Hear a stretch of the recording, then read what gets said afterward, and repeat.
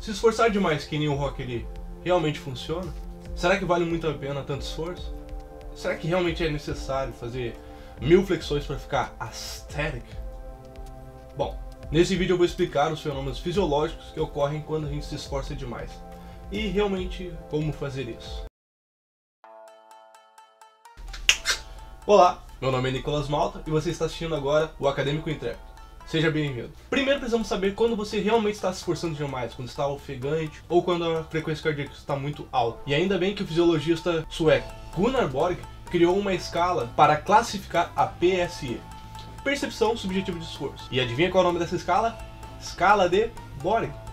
Óbvio, né? Brincadeiras à parte, essa escala ela ia de 6 a 20 e a atualizada vai de 0 a 10. E é utilizada para apontar a sua própria percepção do esforço. Ela está associada com o processamento de estímulos e formulação de respostas perceptivas geradas por um esforço físico, no qual o indivíduo se autoavalia e indica o nível de intensidade que aquele estímulo, aquele esforço físico resultou. Lembre-se que a PSE não é uma medida exata, e sim ela é subjetiva. A escala de Borg ela serve para o indivíduo dar uma nota para o esforço físico que ele está fazendo no momento. E o estímulo é o exercício físico como um fator estressante que, por medidas metabólicas, respiratórias e hemodinâmicas, gera informações que são enviadas ao córtex motor por meio de sinais neurais, por meio de potenciais de ação gerados pelas células neurais. E essas informações são enviadas ao córtex sensorial para que aconteça a integração com informações do estado físico e psicológico do indivíduo para aí gerar a percepção do esforço. E existe tanto fatores intrínsecos e extrínsecos que modificam a PSE de cada indivíduo durante o exercício físico. Alguns exemplos de fatores intrínsecos são a aptidão física do indivíduo, o estado emocional, a motivação e a disposição de cada indivíduo. Esses são exemplos que podem influenciar diretamente a percepção do esforço de cada indivíduo durante a atividade física, alterando a resposta perceptiva em relação à carga do treino. Vamos lá, vou te dizer um exemplo sobre a aptidão física. Pensa em dois indivíduos, um mais treinado e o outro não tão treinado. O mais treinado ele tem um PR, no caso um personal record, de 100 kg no supino. E eles vão fazer supino com 50 kg. O indivíduo pouco treinado tem um PR, um personal record de 40 kg. Obviamente, o indivíduo mais treinado vai ser mais fácil para ele aquele exercício, porque ele está mais apto àquele exercício. E, portanto, a PSE dele, a percepção de esforço dele, vai ser baixa. Agora, no indivíduo que está menos treinado, ele vai fazer supino com 50 kg, para ele vai ser um pouco mais difícil. Então ele vai estar fazendo uma sobrecarga, por conta que ele não está acostumado àquele estímulo. E ambos podem ter resultados positivos ou negativos a depender do estado emocional de cada um. Se o indivíduo pouco treinado, ele está muito motivado a fazer supino com 50 kg, ele pode ser que ele tenha uma vantagem sobre isso, de levantar aqueles 50 kg, e ele consiga assim quebrar um recorde dele, daí. E ainda assim tem um estímulo maior que o músculo dele não está acostumado, para que ele evolua ainda mais. Agora, já os fatores extrínsecos são em relação ao ambiente que o exercício físico está sendo realizado, ou atividade física. São eles a temperatura, a umidade, a velocidade do vento e a altitude. Também precisam ser levados em consideração, pois eles podem alterar a resposta fisiológica em relação ao esforço físico. Eles podem alterar a resposta fisiológica no organismo do indivíduo. Um exemplo perfeito de fator extrínseco como a altitude é na luta do Caim Velasquez contra o Verdun, por exemplo, no UFC do 188, que foi no México. Caim Velasquez não estava acostumado com a altitude do México, portanto ele sentia um pouco mais essa altitude, porque ele não estava acostumado com o ar rarefeito de lá, e portanto a PSE, o esforço físico que ele teve que fazer, foi maior na luta contra o Verdun. Compreender esses fatores e a PSE também pode nos ajudar a saber se o estímulo realmente está sendo alto ou baixo demais. Se ele está baixo demais, é aí que você precisa aumentar, seja lá o estímulo que for, ou variação de sobrecarga, e assim progredir para uma melhor aptidão física,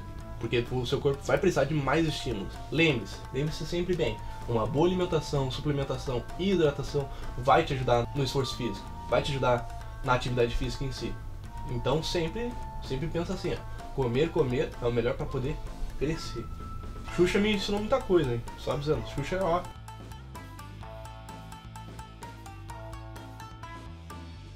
Como eu havia dito, o melhor é sempre você aumentar o estímulo, seja ele carga ou volume de repetições, por exemplo. E isso o nosso amigo Rock Lee faz muito bem.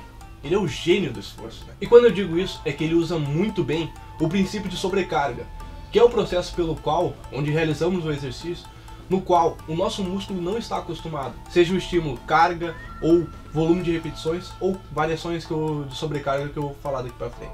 O que induz um processo de adaptação das fibras musculares por causa dessas microlesões causadas durante o estresse fisiológico, que é gerado, por exemplo, quando você está fazendo um exercício com uma carga que você não está acostumado. E o estresse fisiológico a ser atingido no treino é sempre essa queimação no músculo, sempre quando ele está muito inchado, está cheio de sangue, glicogênio e lactato também, por meio da sobrecarga. Eu vou repetir sobrecarga até você gravar na sua mente, porque você precisa aprender isso aí para ganhar massa muscular, tá entendendo?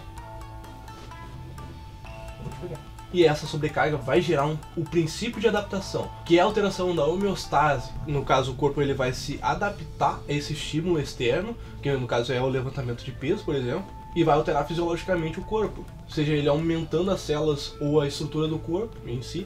No caso, seria aumentar a secção transversa do músculo, deixando ele maior e mais arredondado. Hipertrofia, basicamente isso, hipertrofia. No geral, você sempre precisa estar alcançando a sobrecarga, ou seja, um estímulo que você não está acostumado, seja lá qual ele for, no caso. E esse estímulo pode ser mais repetições, cargas mais altas, duração do exercício, o tempo de pausa entre os estímulos, ação muscular, velocidade da execução do exercício, frequência dos exercícios por semana, número de exercícios por sessões, amplitude dos movimentos e também combinação dos exercícios por sessão. Muita coisa, né? Muita coisa. Então você tem um leque imenso de variações de sobrecarga para usar para aumentar o músculo em si, para gerar hipertrofia, para em si ficar mais astérico. Esse meme é muito engraçado. Obrigado, Rodrigo.